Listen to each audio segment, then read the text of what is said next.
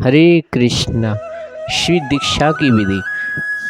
भगवान शंकर बताते हैं कि दीक्षा की यथार्थ विधि का वर्णन करते हैं। ध्यान देकर सुने। उसके विधि का अनुष्ठान न करके केवल श्रवण मात्र से भी मनुष्य भव बंधन से मुक्त हो जाते हैं। इसका वर्णन श्री पद्म पुराण में मिलता है। भगवान शंकर बताते हैं कि विद्वान पुरुष इस बात को समझ ले कि साधारण कीट से लेकर ब्रह्म जाति तक यह संपूर्ण जगत नश्वर है।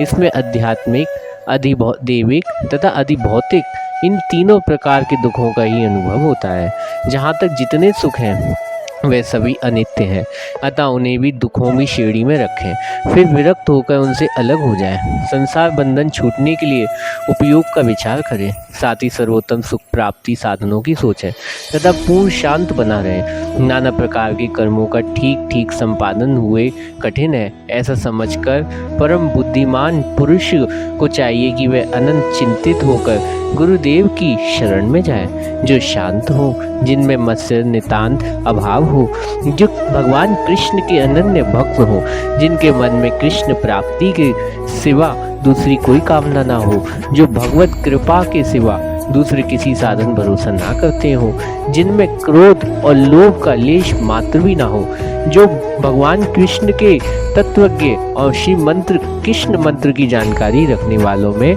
श्रेष्ठ हो, जिन्होंने कृष्ण मंत्र का ही आश्रय लिया हो, जो सदा मंत्र के प्रति श्रद्धा भक्ति रखते हो, सदा पवित्र रहते हो, प्रतिदिन सत्कर्म उपदेश देते हो, लोगों में सदाचार प्रवृत्त रहते हो, ऐसे कृपालु विरक्त महात्मा गुरु कहलाते हैं। शिष्य भी ऐसा होना चाहिए जिसमें प्राय उपयुक्त गुण मौजूद हो।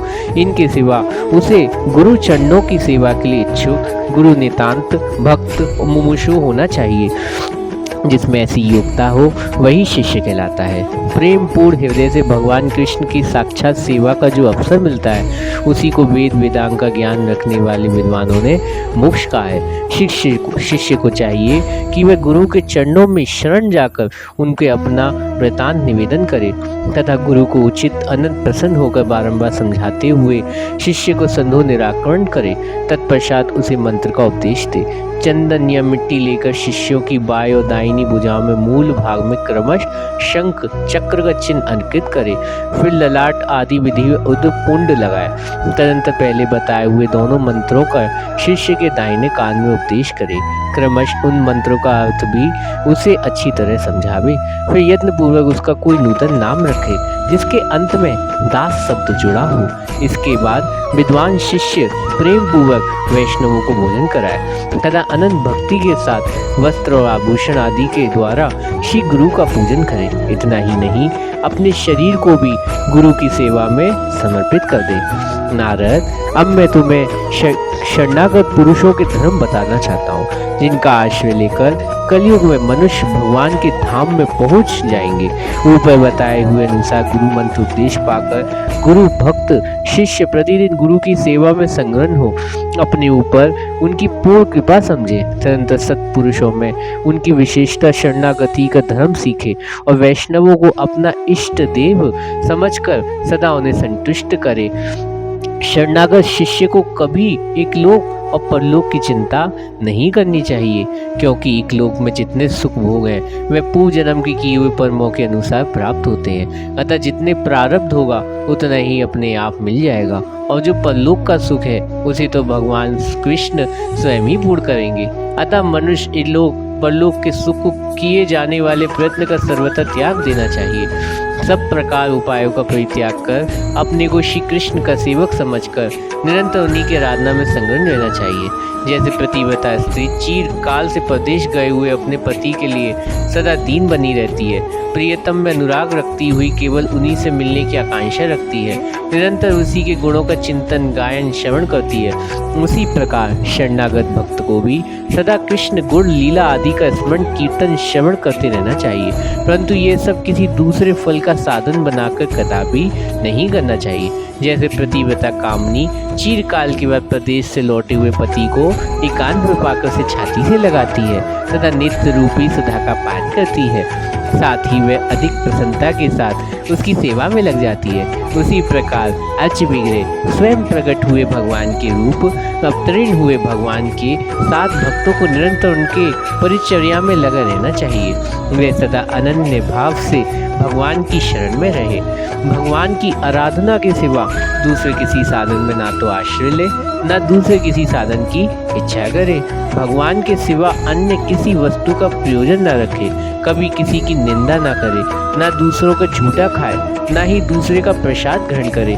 भगवान और वैष्णवों की निंदा कभी ना सुने। यदि कहीं निंदा होती हो तो कान बंद कर ले, वहाँ से अनंत चला जाए। विप्रवर नारद, मेरा तो ये विचार है कि शरणागत भक्तों को मृत्यु पर्यंत चातक की वृत्ति का आश्रय लेकर युगल मंत्र के आष्ट का विचार करते हुए रहना चाहिए।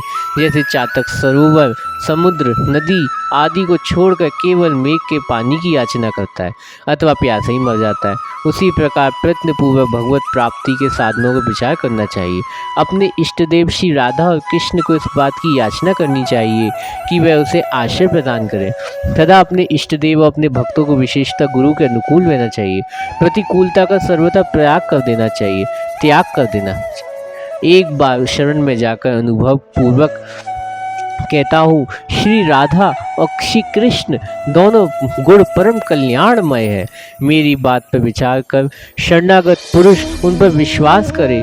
ये दोनों इष्टदेव निश्चय ही मेरा उद्धार करेंगे। फिर विनीत भाव से प्रार्थना करते हुए कहे, नाथ आप ही हम दोनों के पुत्र, आप ही हम दोनों पुत्र मित्र अग्रह आदि ममता से पूर्ण इस संसार में मेरी रक्षा करने वाले, आप ही शरणागतों का भय दूर करते हैं। मैं जैसा भी हूँ, इस लोक में परलोक में मेरा जो कुछ भी है सब आज मैंने आप दोनों के चरणों में समर्पित कर दिया।